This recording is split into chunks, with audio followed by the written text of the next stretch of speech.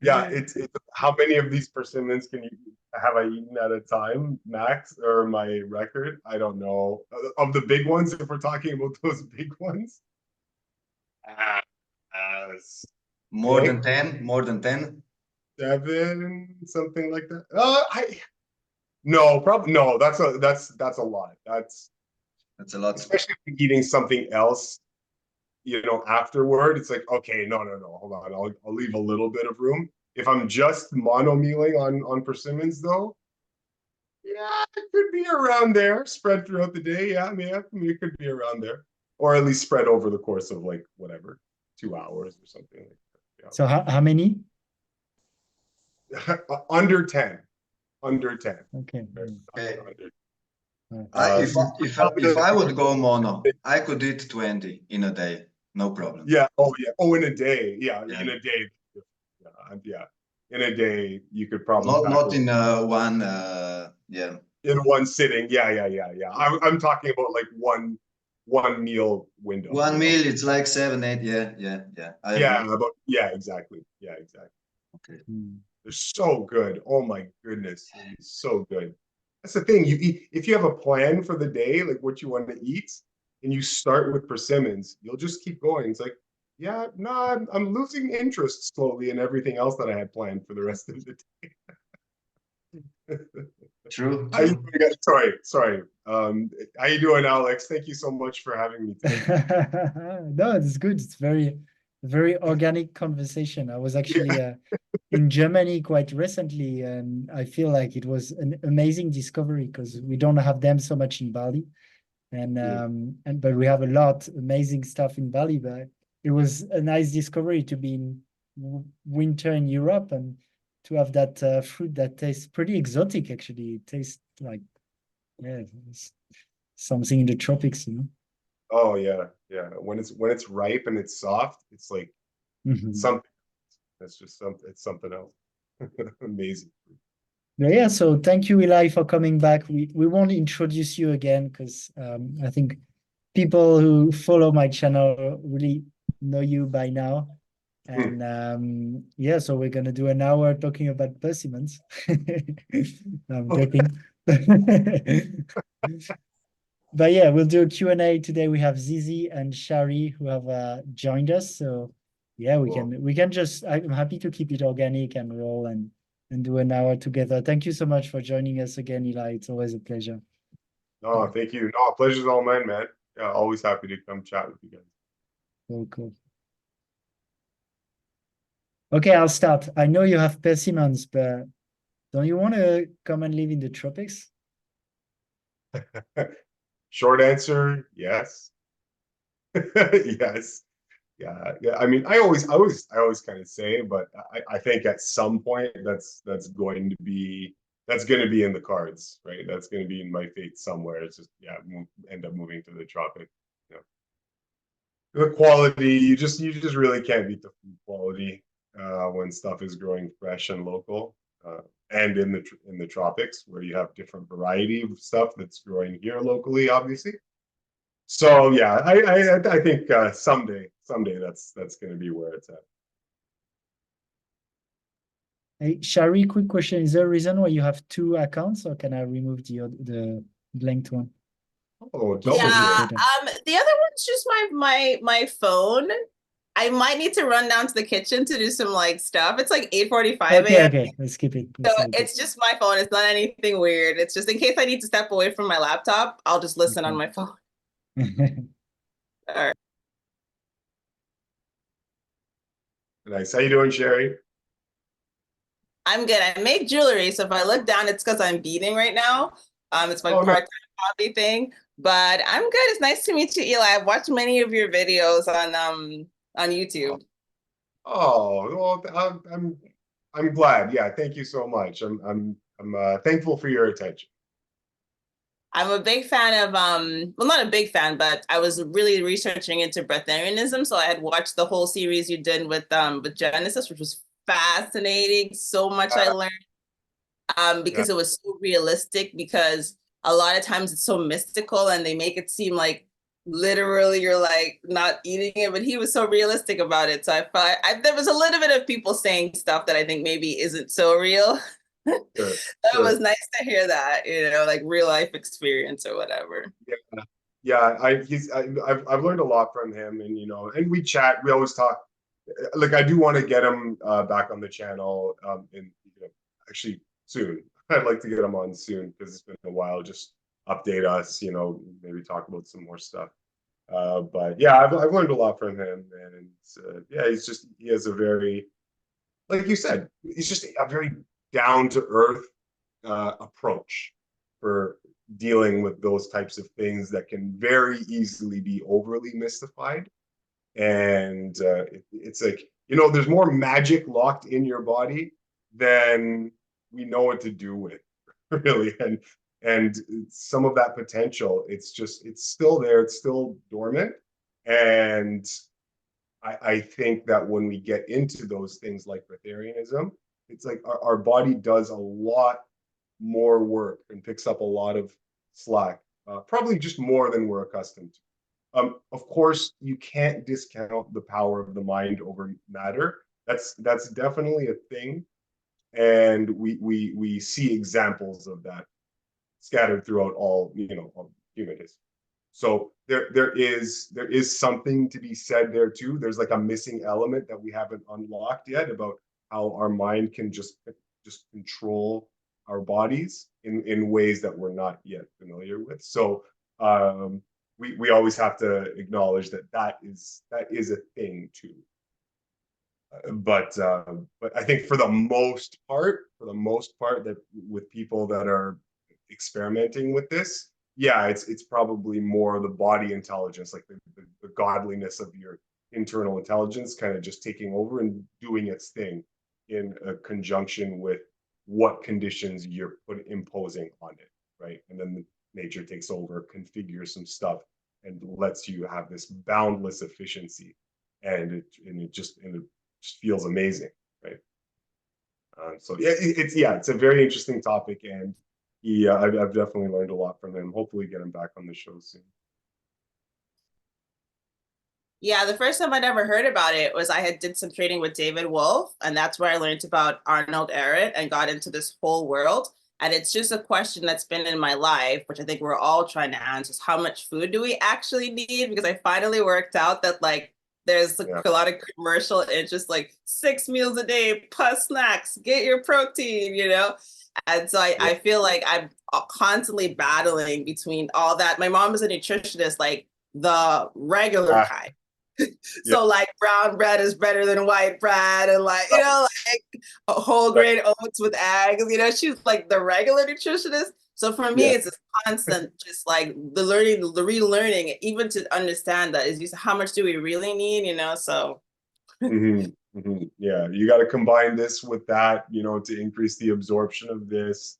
You have to eat that with this because they complete each other. All this, all the heady intellectual stuff. Yeah, I know. I know what you mean though, where we're talking about, okay, how much do we actually need? This is a question I don't think anybody has really truly gets, namely because I don't know if we're supposed to get it, right? It's not something that really comes intuitive to your intuitive God-given physical senses, right? The physicalized senses.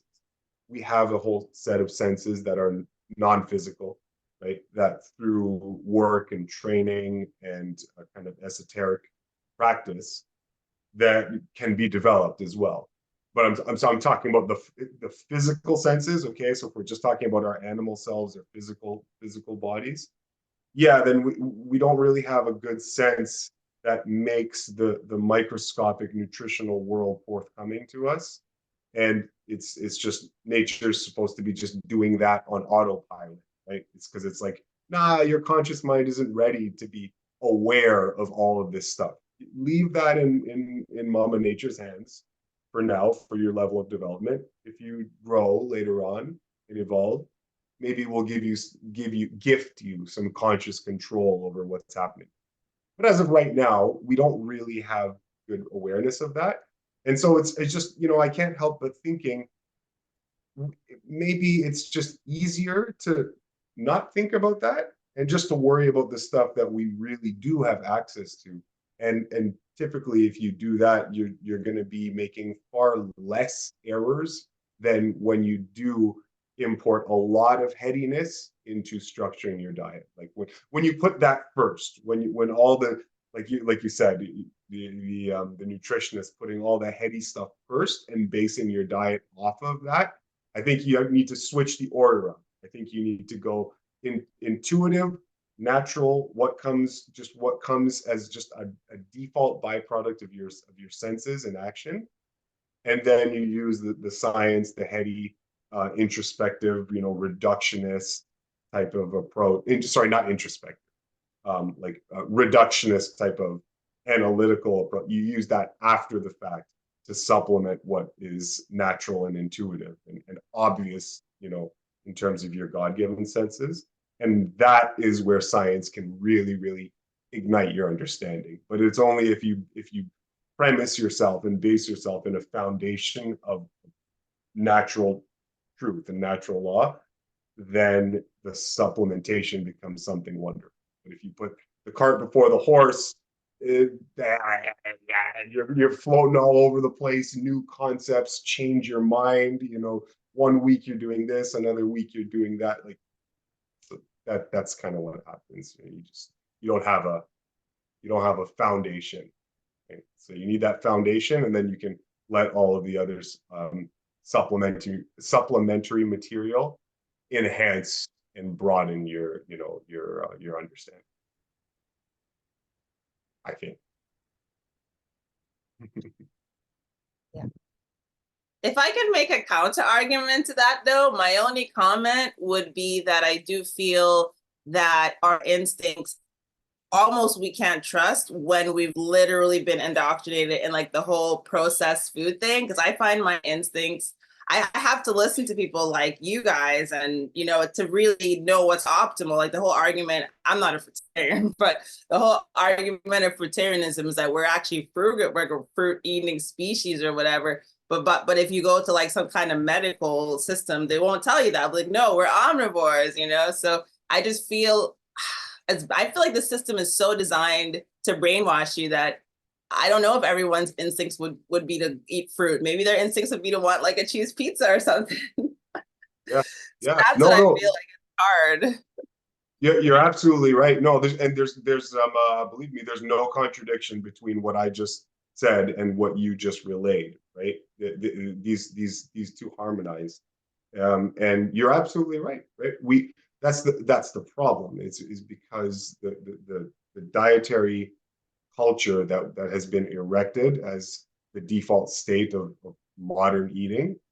That's the problem. It's designed to do exactly that. It's designed to pull you away from your nature, and so that can be confusing. Like the flesh can be fooled, like the physical senses, those can be very easily fooled. They can be hijacked. I use that term often, hijacked, right? They can be hijacked by food substances and even natural foods, right?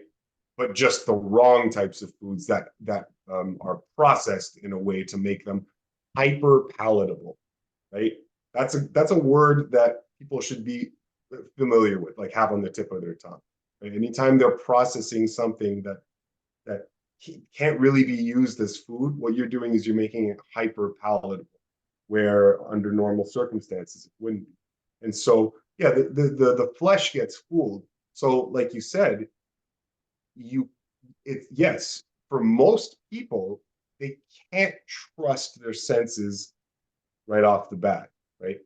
In order to trust, and this is something that I've talked about in previous lectures, trusting your senses is a privilege that has to be earned, because prior to marshaling, right, prior to cleansing, prior to resensitizing of your palate, you're exactly right. Your senses can't be trusted.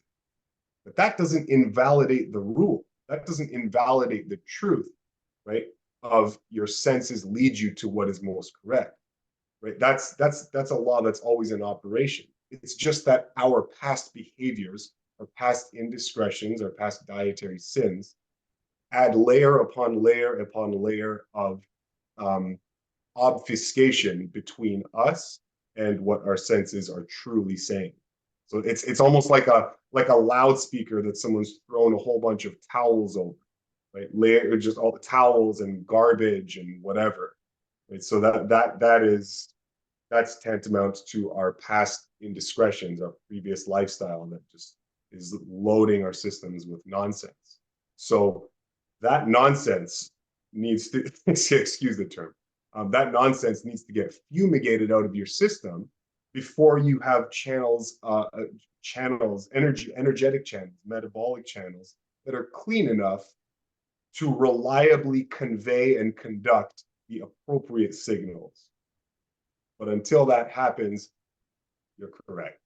You can't. Your senses will mislead you if they're still under the influence, under the delusion of the power of these non-food-like substances that hijack our common sense sensibilities. Okay? So yeah, you're absolutely right. You're absolutely right. But that doesn't change the underlying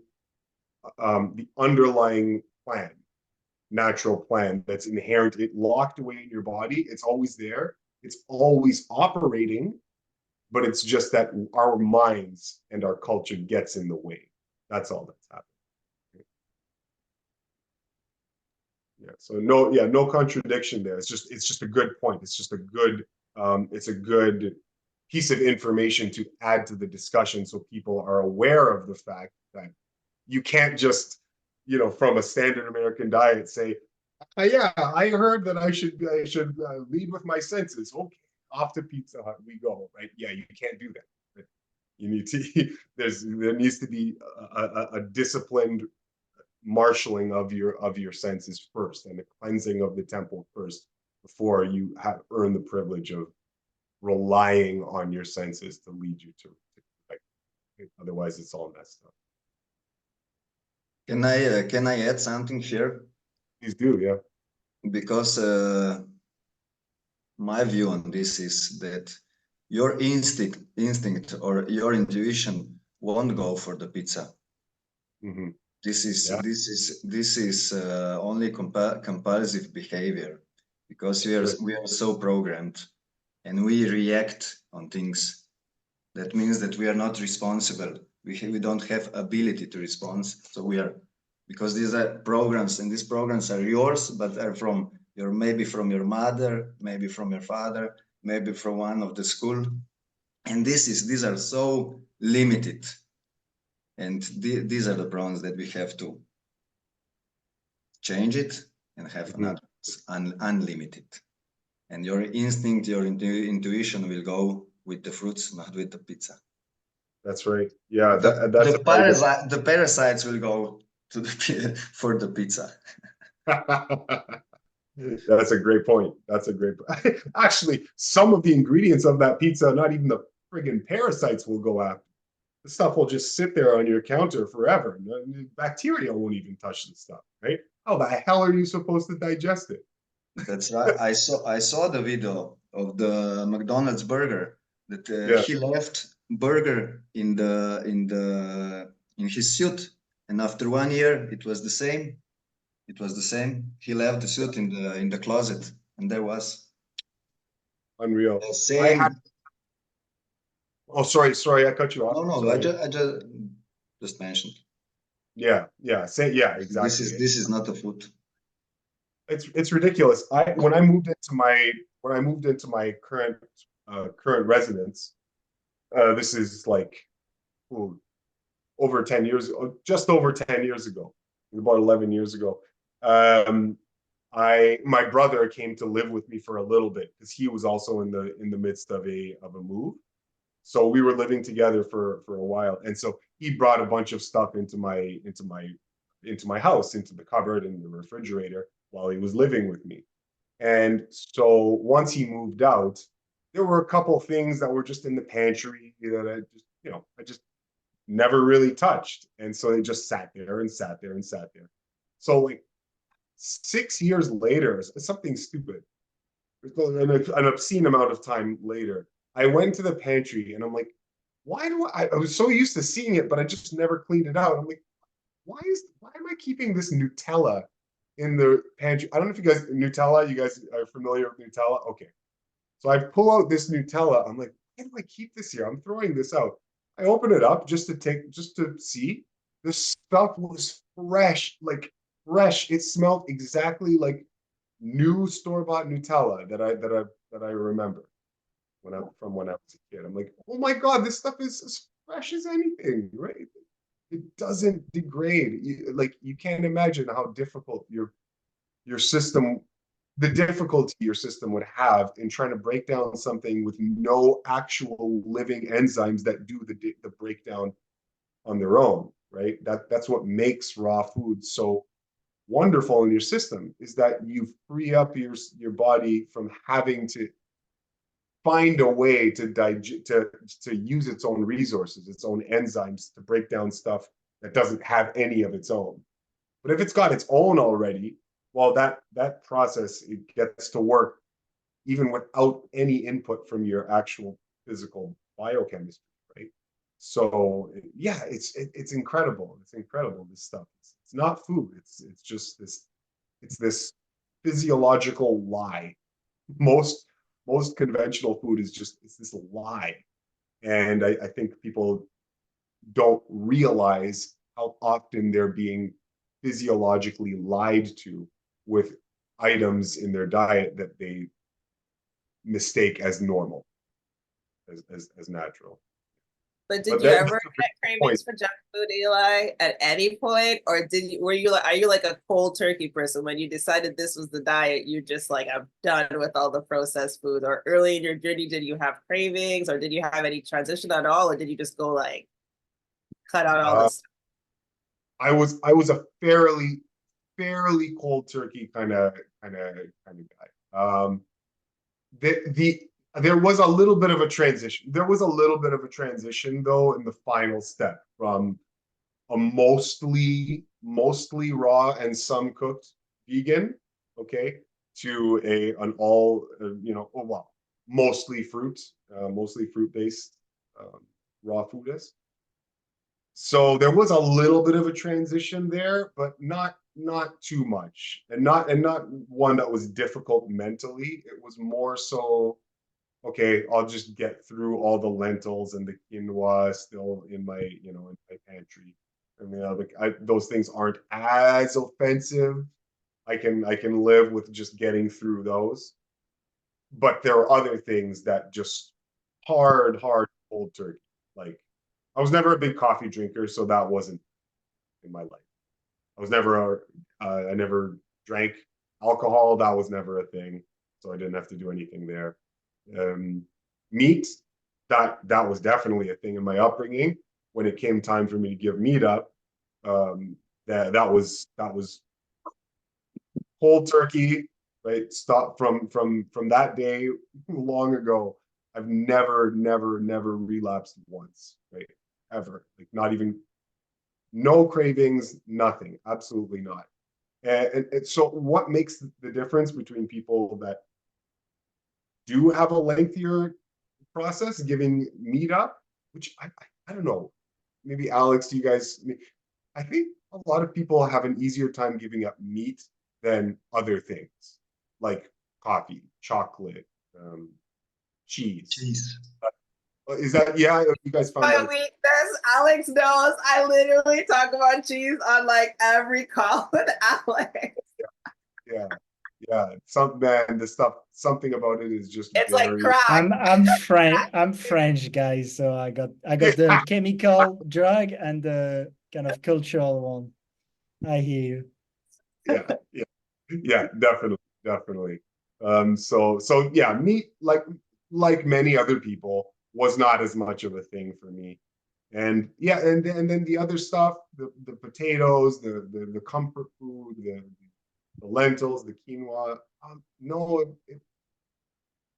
it wasn't really a challenge at all. yeah, chocolate. I used to, do chocolate a lot. That was another cold turkey thing from the day I dropped it, several years ago. I don't think I have ever had any chocolate since. Um, I don't think I've ever had any chocolate since. So yeah, most of these elements were just cold turkey, and it wasn't hard, and it wasn't hard because my mind was set straight, right? Like it was your mind is your greatest weapon, right? And my motivations were very, very strong. I knew exactly what I didn't want in my health, in my future, and the idea that there were these elements of food that were coming in that were sitting there and clogging up and polluting. Oh, that imagery is just like, oh, it's so distasteful, so repugnant. I'm like, absolutely not, absolutely not. You're telling me that I'm going to eat, a rotting, piece of lamb ass, right? And that's going to be sitting in my tissues somewhere, like long after I've eaten it. Hell no. That vision, no, no, no, no, no. So like I just didn't want anything to do with that. And it's all the motivation I needed. Plus, once I actually started, the feeling was so good, so good, it just felt so natural and effortless and easy, and impossible for it not to be correct, right? As opposed to what I was doing before, all this type of food preparation. There's something so unbelievably correct about just opening up an orange and eating it, right? Cutting an apple, not even cut. You don't have to have anything to cut. Just bite into an apple, right? Eat it. Keep doing that until you're satisfied. There was something so natural about that it was impossible to ignore. And the ease and simplicity it afforded my life after a week or two, there was no turning back, right? There was no turning back. Even during those one-off times during the last 8 years where curiosity gets the better of you and you just want to experiment and try different things, right? It's I've not been. I have to be careful when I say this because people will definitely get the wrong idea. When I say I have had some cooked food in the past 8 years, we're talking about an experiment, maybe once in 2 years. Maybe another year goes by, maybe another cooked food experiment, right? Oh, I wonder what this fairly healthy thing tastes like, just so I have it in the data bank so that I know I have another option to, that I can prepare for family, friends when they come. That kind of thing, right? The last time I had cooked food was maybe like two years ago, where I prepared a meal for a friend, and I just wanted to make sure that everything was right. So like I took a spoonful or two. I'm like, oh yeah, that's pretty good, and that was it. Right? So I haven't been completely wrong, if you want to say that. But no, cooked food is not a part of my life. I gave that up. It's not coming back, and I feel fantastic about it. It was not hard to give up, just because the feeling of doing the right thing and eating like a natural diet, that was so good that you I wouldn't want to return to the fake kind of pleasure in the mouth just for that sake, at the expense of everything going on here. So yeah, no, not too many, no, not really cravings that were difficult or challenging to deal with. If cravings, no, no, not really, not really. If I tell you about like treats or one-offs that I have, it's usually within the parameters of healthy food. So if I'm in the routine of having mono meals for whatever several weeks, And if I do a treat or a one-off thing, it's still healthy food. It's like it's a big salad with like some walnuts in it. Something that is very, very, very healthy for for most people. For me, feels like a bit of a departure. But yeah, that's I think the worst of it when it comes to when I make a change up from my regular fruit-based lifestyle. Yeah. If that answers your question. Eli, what about salt intake? What's your opinion about that? Do you use lots of salt fruits like tomato, or do you Mm. I will okay. So salt intake as in goes like with this question of Sherry? So about salt, yes, because I'm very so interested. I'm very interested in that. yeah. And So Eli is really physically active. So a lot of people, I would be curious about that too. Yeah, mm, I'm also very active. yeah. So salt used to be a big part of my diet, right? Before prior to 8 years ago when I made this final step, right? So yeah, it used to be, but no, once I gave that up, and even though it was okay, I should say this, even though it was fairly easy for me to quit my salt habit, right? I could feel that it was going to be a slightly longer period of adjustment when it came to how sensitive my actual taste buds were to food with no salt. That took some time. Like the first time I bit into a big salad with no salt, it was definitely different, right? And it did take a couple of repetitions of that before I was, oh, okay, I can taste the flavors again. So it did take a little bit of time for that to balance out, but in retrospect, I mean, not very, very long, not very long. So salt, like added additional salt, Celtic salt, Himalayan pink salt, all of those. Yeah, that I used those quite a bit. But since that time, 8 years ago, when I cut that out, uh, I still like tomatoes, right? I use tomatoes fairly often. Um, I like things like okra. I don't use it as regularly, but yeah, I don't mind it. Yeah, I go for the savory taste of non-sweet. Yeah, I'm not opposed to them, I should say. I definitely have the sweet variety and mild sweet variety of fruits and juicy fruits more often. Melons, blueberries, whatever it is, oranges, pears, apples, mango, papaya, all of it. Right? So I definitely have those more often. But every once in a while, yeah, I definitely don't mind it all. Maybe like a little savory bowl, tomatoes and some shepherd peppers, right? That's wonderful. If I do want some fats, tomato, shepherd pepper, and some avocado, right? Uh, if I want to add some vegetables to that, maybe throw some celery in that same bowl. Right? So tomato, peppers, and celery. You know, very very simple, very very simple.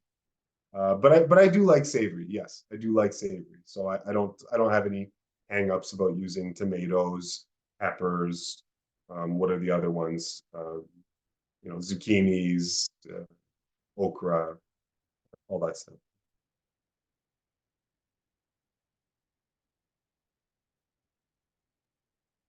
Hey, Eli, I'm curious if you have a wife or a girlfriend and how your eating affects the relationship. How it, yeah, how it like changes things. It's fun. No, I don't. No, I don't. I don't have I don't have a wife or girlfriend right now. And I think that because it's like when you want to see a certain set of values, like if you continually add to the values that you want to see show up in a partner, you are by default limiting yourself more and more and more and more and more, right? That's just common sense. I think everybody can understand how that works. If your criteria list is this long, right? Yeah, there's going to be less and less of the population that's going to fit all of those criteria. So it can start to be a bit more challenging. It just, I don't think it has to be more challenging, like, because people sometimes getting onto a lifestyle like this, yeah, you are living in a way that's at odds with a lot of the social conventions that people use to meet each other and to, to meet each other and to interact with one another. So yeah, so you're adding a little bit of a different dynamic in how you would access all of these social venues, right, in these social occasions. And it can make you a little bit of a I don't not outcast. No, that's not what I want to say. But it's just different. It's just different. Right? So in terms of the dating world, it just depends on the person, right? There could be that person that just doesn't care as much, right? If the partner has a lot of additional criteria checked off in terms of how they live their life. So for some people, they might just be able to take care of themselves in the way that they see best, right? If we're talking about like a natural diet, and then yeah, the partner, as long as they're well adjusted, moral, have at least some very very desirable redeeming qualities, and maybe that's what matters, right? And then the dietary stuff is going to just fall where it does, and they can they'll be fine. So obviously I can't, so because I don't want to speak for other people, right? But in my life as it is now, no, it just hasn't come my way yet, right? That hasn't come my way yet, and I'm willing to just keep being of service, doing what I can, and when those things happen, then they'll happen, right? So just kind of accepting what life has in store for me as the days. But as of right now, no, I don't have a girlfriend.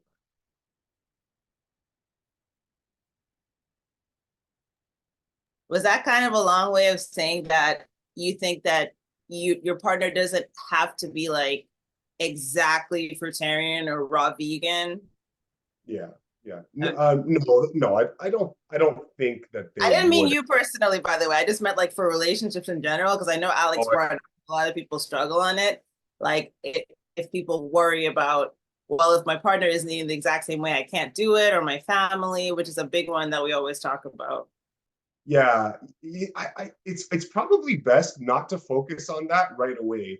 If you're meeting someone that, okay, if you're meeting someone that you feel a good connection to, right? There's that connection that we all have sensed before, felt before. See where that goes first, and see what that does to your acceptance of that person, because maybe that connection is strong enough that it starts to override and overwhelm any other considerations. And if that's the case, well, then you've met someone that you very, very, very well connect with, and maybe sticking with that person is the right thing to do, even if you have some of those differences, right? So it's probably good to just explore the person first, and maybe get a sense of who they are outside of diet and whatnot. Sometimes it makes up, sometimes it's more important. Other times, I don't know, it might not be, right? There might be other considerations that are worth exploring. So yeah, it doesn't necessarily, no, it doesn't necessarily have to be that you would be looking for a person that does exactly what you do I think for most of us in this community, if we go into relationships like that with that mindset, it's probably going to be really challenging for you to meet other people, right? Because most people are not there. So you would have to be willing to expect a certain amount of variation from what you do to someone else, right? You like just expect that, because it's very unlikely that you're going to find someone that's exactly on the same page. I just yeah. So you have to be willing to cut some slack, right? Make accommodations for other people. Yeah. Not a perfect world, right? Not a perfect world. Brian Mirabella is a fruitarian from New York, and he has a wife, and his wife is on a set diet, on a standard American Oh, diet. really? Oh, okay. She's not Yeah. not even vegan or plant-based. Yeah. So it's possible, because when you love yourself, you also love the others, and you leave them to go their way, not your way. Exactly, right? Exactly. You're that love, when it's real and it's true, it's what it wants to do is it just wants to be there for the person. It wants to help them in any way they can. It wants to inspire that person. So what at whatever level they're at, you're just there to improve, right? To help them improve, to help them grow, right? I should say that, to help them grow, to help yourself grow, right? You're using relationship for the advantages it provides in allowing the further conscious evolution. That's what we're doing with relationship. So yeah, wherever the person is at, if that love is very strong and it's true, then you're not gonna be mindful of, oh, I don't like this and I don't like that. It's just gonna be like, no, that's that person right now, and I love who they are. Let's grow together, right? That's what the orientation would be. So when and if that person comes around, you have to be willing to expect that the right person might change how you feel about your checklist, right? Your criteria. Right? So that could very well happen. And that's great for Brian, that he is of a mind where he has that love, and he's just helping himself and his partner grow together. Like that's a beautiful thing. I have another question. Yeah, sure. Is there any case where you wouldn't recommend high fruit diet? Maybe with but if someone wants to go there to change the diet, but maybe candida or maybe something else, how do you relate those things together? Yeah, Is it that's a really good question. Yes, there are.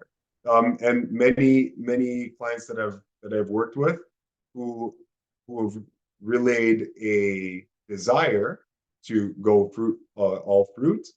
I would recommend against doing that right now at the current stage that they're at. Yeah. Uh, it's actually very infrequently that I do recommend a mostly fruit approach. Most of the time, that's not the advice I'm giving when I'm doing a consultation for people transitioning, right? For people that are transitioning or new into the game, right? I usually don't want to recommend that for many reasons, right? So you would start by just getting an idea of their background.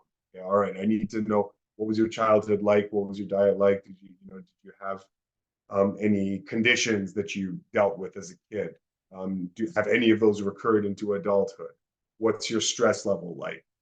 Have you had any significant deaths in the family or familial loss or anything like that? Blah blah blah blah blah. This whole set of questions, right, that you would want to know, and then based on that, you get an idea of how encumbered or how challenged the internal chemistry is. And then based on that, then you can say, okay, you know what? It might be that mostly fruit is just gonna be a bit too aggressive right now. You kind of want to be a bit more gentle. Support the organs of elimination a bit more by not giving them an insurmountable task just bang right away. You want to be a bit more careful with it.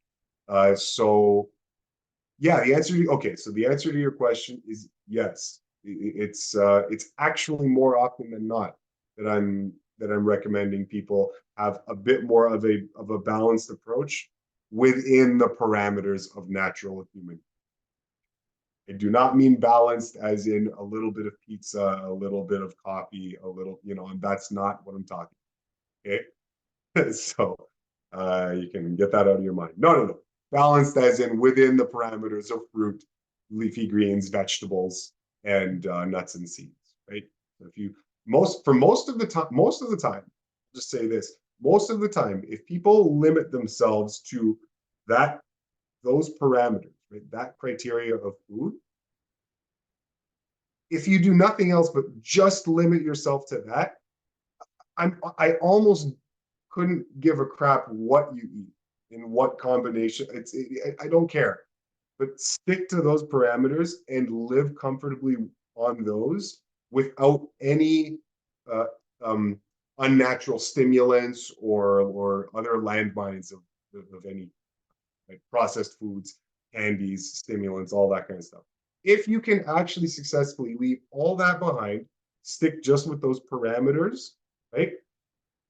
Then that's what I'm happy to have a person that is transitioning do for X amount of time, a year, 2 years, whatever it is, right? So if you can do that, then what happens is that usually there's just a natural progression into the next evolution of that diet. But you can only reliably allow your natural senses and the natural reconfiguring of your body, you can only rely on that to unfold so that you get to the next level if you are living in the absence of all of those other pernicious influences. You can't, there's no moderation with those. I had a podcast that I was on just the other day where I said something similar. You can't moderate unnatural foods, right? There's no such thing as moderation in those. There's no moderation in, there's no necessary moderation of cooked food. Okay? It doesn't help you. Right? You'd want to stick to 100% what your natural diet is, and then magic just happens, and then you'll eventually transition slowly into maybe a more fruit-based lifestyle. But it's a shift. It would be a subtle shift that is almost imperceptible, right? As long as your diet is natural, then that shift happens a bit later on in the game, right? I don't think it's something that happens like right up front. Yeah, did that answer your question? Yeah, does that make sense? That was really good feedback. It's so intimidating sometimes when I watch you guys. So I really love that was a great question, Zorko. Like for those of us who might just be tiptoeing this way, that we don't have to expect ourselves to literally just be like, all I eat is watermelon now. Yeah. No. It doesn't need to be that. It does not need to be that, right? That's a developmental step that is going to unfold naturally if the person wants that, right? If that's in the cards for you, if that's what you'd like, right? Then it's important to remember to not intellectually make that transition in your head, right? Let everything as a community in your body make that decision for you together, right? Everything will work in harmony, and you'll feel when the right time is to slowly transition into doing to doing that. It's not something that you have to kind of like force. Right? What you do have to force, okay, what you do want to use intellectual, responsible regimenting is severing the connection between your attachment to unnatural things that hijack your system. That you want to put the foot down, right? And just be like, no, hell no, you just get that out, right? That's different though. But when we're talking about stuff that you're supposed to be eating and the ways that you're supposed to be living, yeah, now we can talk about slow moderation transition for as long as you bloody want, right? Because without, if you're not adulterating your body and your mind with pernicious influences, then it's just onward and upward and onward and upward. Right? It's just a constant slow creeping elevation upward, because that's what life does, right? That's what that inner flame does. It just always wants to improve and bring the best out of you. So if you never take a step back by hurting yourself, right, too much, then you'll always be improving. I should also say, when we do slip, when we do make a mistake here or there, that is also not, it's not, don't worry too much. Your body is very, very, very, very good at dealing with your mistakes.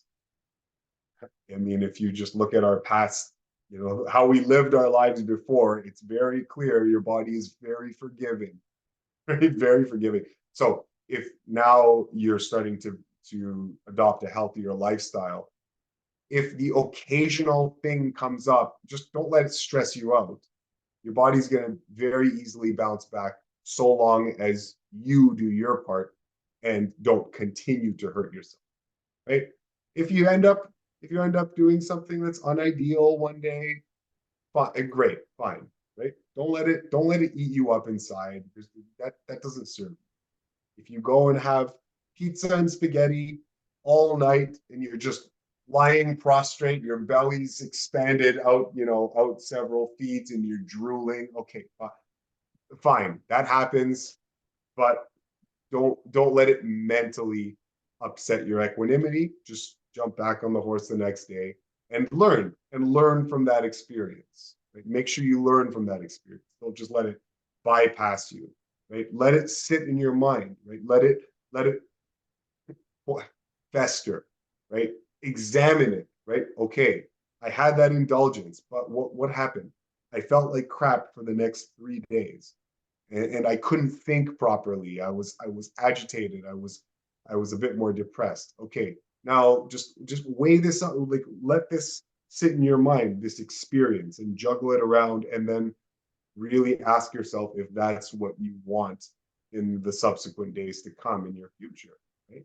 The answer you might come up with is no, and so the odds that you would reproduce that behavior again start to become less and less and less likely as you increase the amount of days where you do the right thing day after day after day after day after day after day. So it just gets easier and easier and easier to make fewer and fewer and fewer mistakes. And that's just the time and consistency. That's the magic, time and consistency.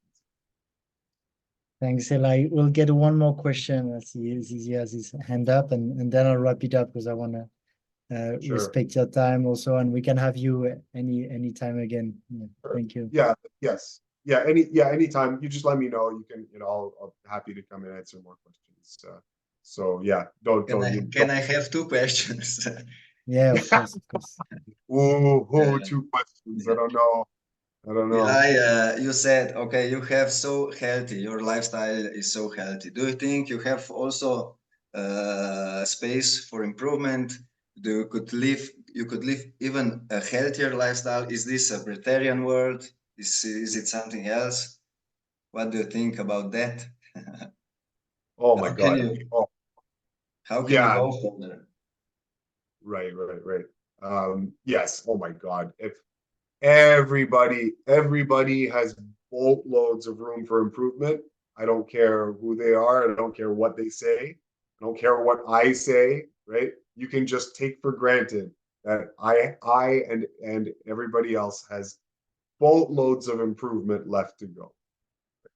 No, left to go. That's the wrong way to put it, because that assumes that there's a certain amount and then you're done. No, you will never actually be done self-improve, right? There's always better. There's always going to be closer and closer and closer and closer that you can come to that. It's a journey, not a destination. Yeah, absolutely, right? It's absolutely. So yes, to answer that question, yeah, of course, there's lots of things I can improve on. Little things, little personal things, personal weaknesses. Um, you know, better organizational skills, better understanding of this particular field. Get some more familiarity here. All sorts of stuff. Even with diet and physically, right? I really enjoy this thing. I find I'm going to this more often.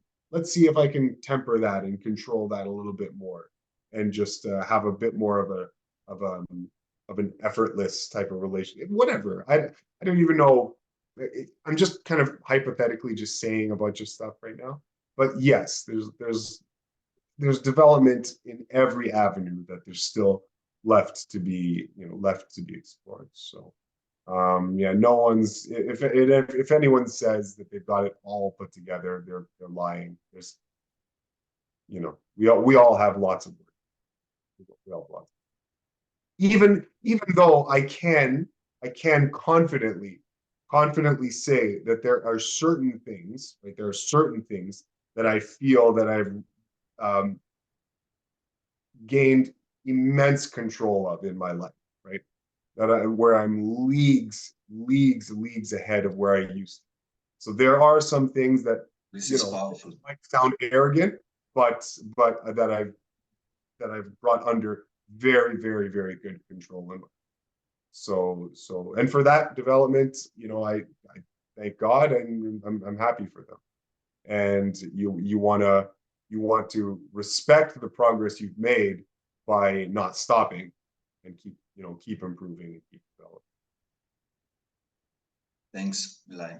And the last, very short, dry or water fast? Oh, that's a tough question.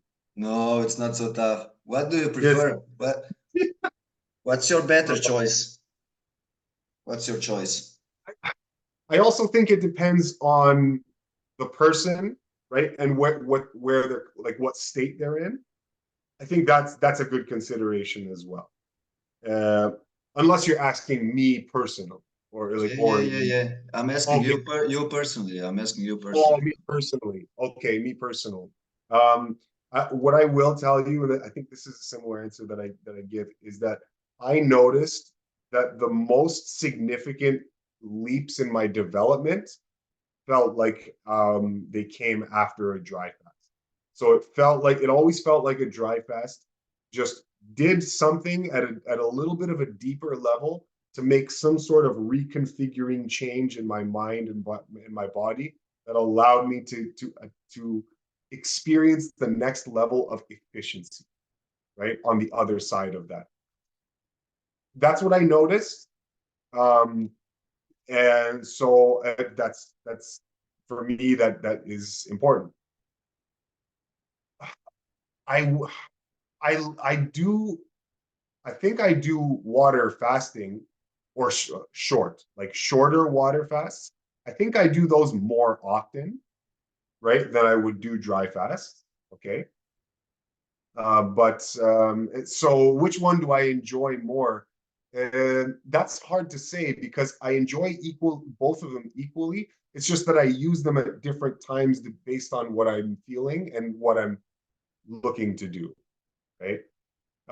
So yeah, oh man, tough question. They're both very powerful tools.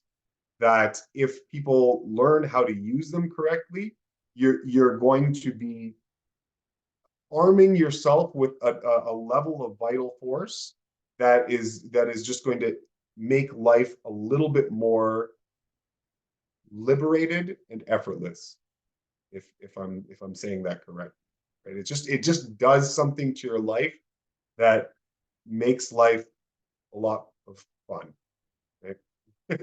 It improves the quality of your life, right? When you start chipping away at that kind of metabolic efficiency, and of course subsequently the effects it has on your mind, right? When these changes are set into motion. Thanks.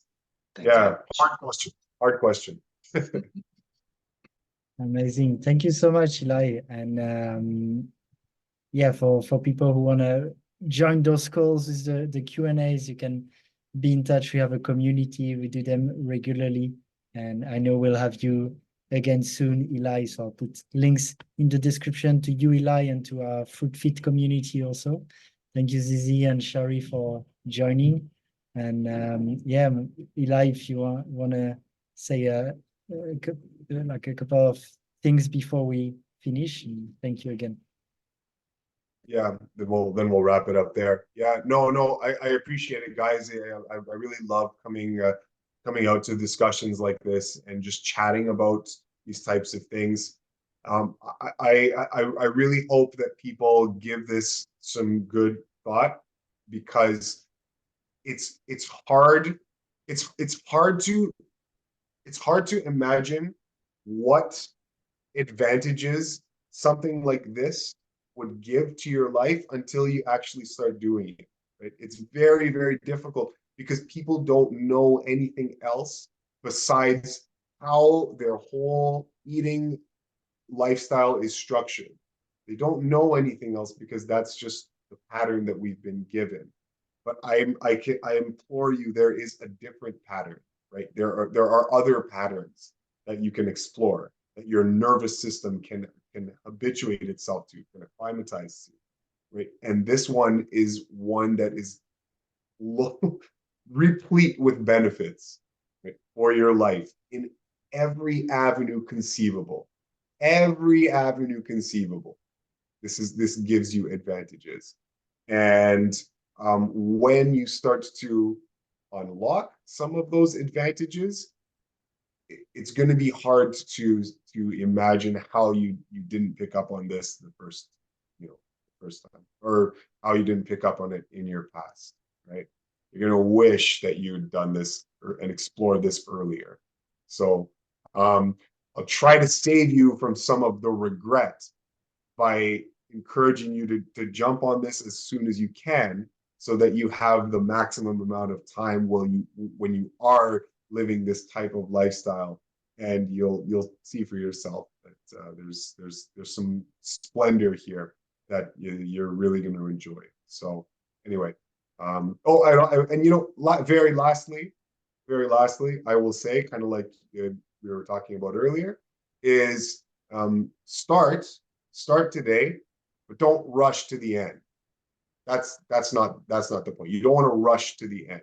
The end is, there is no end, but your goals will show up as long as you do the right thing to start with. Get rid of some of the worst influences, and then the beauty of nature will take over, so long as you just do your part. So don't rush to any kind of arbitrary end goal. Just have some principles set out, understand them, and then apply them to your life, and then just comfortably live, and you'll see them. Yeah, that's it. Thanks, Eli. We need to get you back to talk about fasting. I think that question at the end, like literally the last 60 seconds, like I got so many questions. So I totally think that I'd love to do a deep dive, Zorko, on more fasting, because it's kind of its own thing. Like, okay, the eating is a protocol, and I feel like the fasting is its own protocol, so I'll be curious about that one, Alex. You know what I consider, okay, sorry, Alex, I won't drag this on.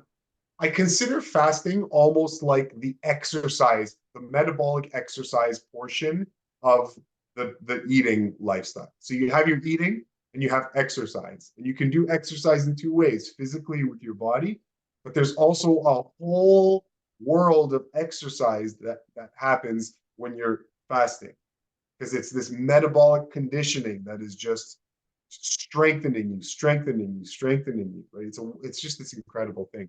So it's this whole sphere on its own, like you said, separate but not really separate from what you're eating, and the two of them working together in harmony, oh my goodness, like magic, like utter magic. But we'll talk about that another time.